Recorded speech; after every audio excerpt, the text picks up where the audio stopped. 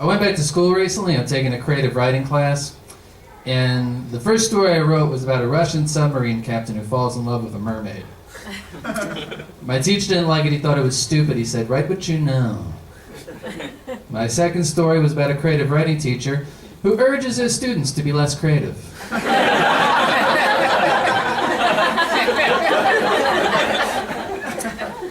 I went back to school because my wife and I had a baby recently, and I'm trying to improve myself, trying to get my shit together. It is an exciting time for us, but it's kind of a bummer. I can't talk to any of my friends about it because they're all young, single people. I try to talk about my baby, they just skateboard away. They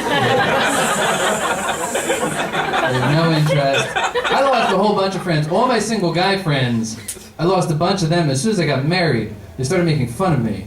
They're like, "Oh, you got married. What is she, your soulmate?" I don't know how you made that sound like an insult. She's not just your wife, she's also your best friend. Well, she is now that you keep making fun of me, yeah.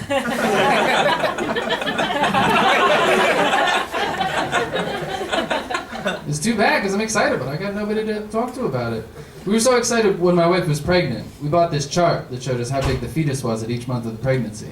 And it said at 1 month, your baby's the size of a grape. At 2 months, it's the size of a strawberry. 3 months, it's the size of a Tangelo. And I thought, why do they keep comparing my baby to fruit? And I realized it's because fruit is always cute. Nobody wants a chart that says at 4 months old, your baby is the size of a pack of cigarettes.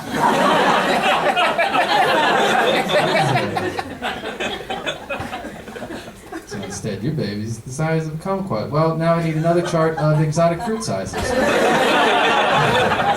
I'm not rich, I don't know any of these. Make it easy, make it all oranges. At 1 month, your baby's the smallest orange. So if you saw it, you'd be angry. You'd be like, they picked that too soon.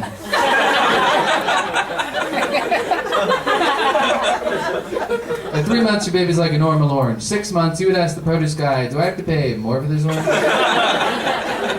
9 months, your baby's the biggest orange in the world. It's famous. Jimmy Fallon is interviewing it. How often do you get mistaken for a pumpkin? And he's like, all the time.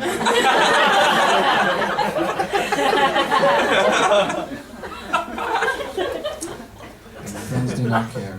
My friends are not interested in my baby. And my dog actively despises the baby.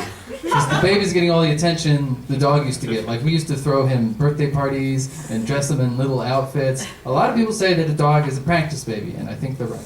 I do agree with them. Some people say that a cat is a practice baby, and that is not true at all. A cat is a practice ex-girlfriend you still share an apartment with. You foolishly broke up with 6 months left on the lease. And she's trying to smother you in your sleep and putting dead mice in your shoes. That's a cat.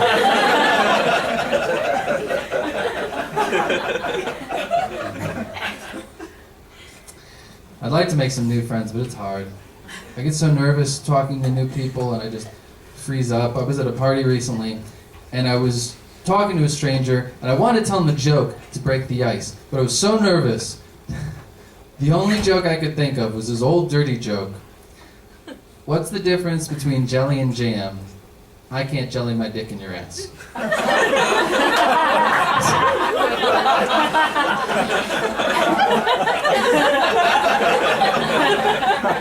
mean, that is not an icebreaker. That's some Thanksgiving uncle stuff, like third glass of wine type joke. But it's all I got. So I asked him, I say, what's the difference between jelly and jam?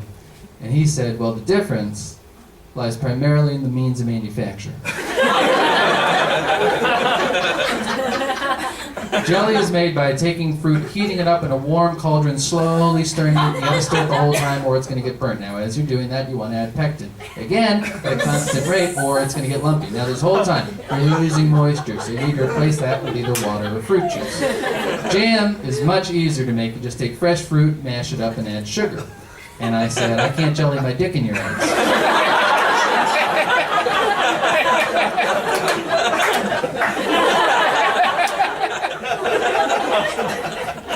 This poor guy had no clue I was trying to tell him a joke. He was just a genuine preserved fruit enthusiast. Bored out of his mind at this party, suddenly excited, someone was showing a little curiosity in his area of interest. And then I threatened to sexually assault him.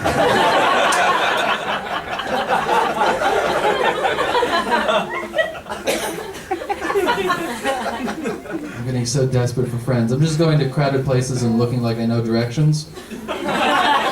Like I was in Times Square over the summer, and I usually try not to go because it's so crowded, but I just had dinner at the M&M store, and it was very good.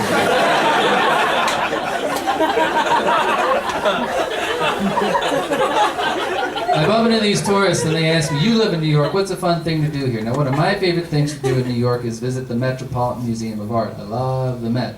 So I asked them, "Have you seen the Met?" And the dad said, "Oh yeah, they're having a great season." And I watch so little sports, it didn't even occur to me. He was talking about the baseball team, the Mets. I just said, "Yeah, they're having a great season. They just won a national grant." He goes, "Dude, they beat the Nationals twice." I asked him, "You see that new Caravaggio they got?" He goes, "The Dominican kid? Yeah, he's good." We both knew so little about what the other one was talking about.